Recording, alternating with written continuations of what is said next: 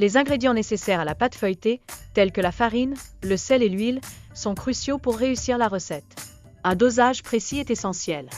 La préparation de la pâte se déroule en plusieurs étapes, soulignant l'importance de ne pas trop pétrir afin de limiter le développement du gluten, garantissant ainsi une texture légère. De plus, la technique de tourage est fondamentale pour créer des couches fines. La vidéo illustre comment plier et étaler la pâte correctement pour obtenir un bon feuilletage. Il est primordial de plier la pâte en 4 pour former des couches. Cela contribue à produire une pâte feuilletée légère et aérée, semblable à celle des boulangeries. Ensuite, la pâte doit reposer, recouverte d'un film plastique, pour prévenir le rétrécissement. Chaque période de repos de 5 minutes permet à la pâte de se détendre efficacement. Une fois la pâte prête, elle s'adapte à diverses recettes sucrées et salées. La polyvalence de la pâte feuilletée en fait un ingrédient privilégié en pâtisserie. Pour obtenir le meilleur résultat, il est conseillé de laisser reposer la pâte au réfrigérateur toute la nuit. Cela assure une texture optimale durant la cuisson. La technique de cuisson consiste à couvrir la pâte avec du papier sulfurisé pour éviter qu'elle ne gonfle trop. Cela garantit une cuisson uniforme et une belle présentation.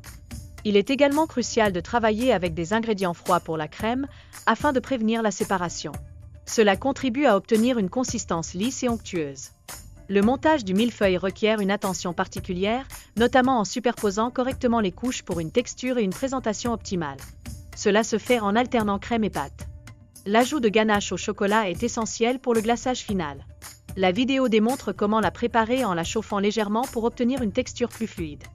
Il est recommandé de laisser le millefeuille au réfrigérateur pendant au moins 45 minutes pour stabiliser les couches. Cela permet d'obtenir des parts bien formées lors de la découpe. Pour garantir le croustillant du millefeuille, il est essentiel de bien préparer la pâte en respectant les proportions exactes. Cela influence considérablement le résultat final. La technique de cuisson est décisive pour obtenir des couches bien dorées. N'hésitez pas à laisser la pâte cuire suffisamment pour atteindre la texture désirée.